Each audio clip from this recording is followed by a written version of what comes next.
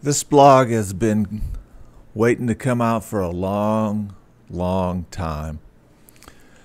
And I've had dozens, if not hundreds, of experiences in the Christian church over the last 30 years as a highly functioning, mentally ill Christian.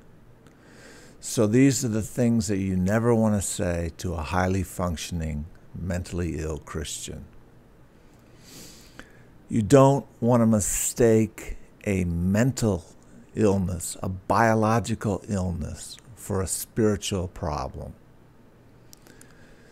You don't want to mistake brain chemistry, the brain, the most complicated entity in the known universe, with demon possession. And I'm going to drop a few F-bombs here because I don't think there's any language that approaches the strength of my feelings. You don't want to be so fucking arrogant that you think this is a highly functioning, mentally ill congregant wants you to pray for him by the laying on of hands by definition of his or her demeanor. Don't think that a faith healer who can't heal bodies is ever going to heal your mind with his marvelous prayers if the highly functioning mentally ill Christian would just have enough faith not to fuck up his incredible prayers. Never mistake depression, OCD, bipolar disorder, mania, florid mania, panic attacks, agoraphobia for psychotic delusions. Psychosis deals with someone who hears voices, is paranoid, has trouble distinguishing reality from non-reality. Medications are often helpful and never ever do what that moron fat ass Pat Robertson did by saying that depression, for example, was overtreated with Prozac. 75% of mental illness are never treated because of stigmas and stereotypes that Pat Robertson has promoted. These barriers are slowly dissipating because of overwhelming need for mental illness treatment.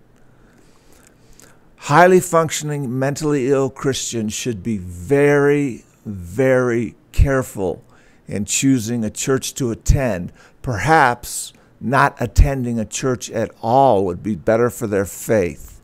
I think that charismatic churches were never good for me. I think I got one good thing out of a charismatic church, and that was how to pray in the Spirit. I was misunderstood at several churches. There was this college dropout who called himself Pastor Dave Butler, who once singled me out in an entire corporate body worship session and said, Sean is the capable of doing good work. Even God can help Sean. You're fucking right, you fucking asshole. He has. And you come around me, I'll kick your ass. You've been corrupted. You've been convicted of financial scams, of personally adulterous scams, every scam you could imagine, you, Pastor Dave. And then I got another one, Ward Lard-ass Potts, who was fucking somebody for 4 years in a charismatic church that wasn't his wife. And these are extremely detrimental to those who are relying on the integrity of leaders.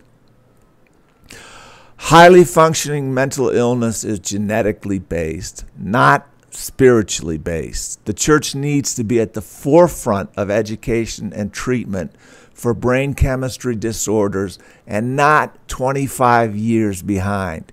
We don't need the Salem witch trials again. And again, the human brain is the most complicated entity in the known universe. Why shouldn't it be subject to pathos like the heart or kidneys or a broken nose for that matter? And lastly, The church should never assume that older single people must have something wrong with their heads because they haven't found a spouse. Bullshit.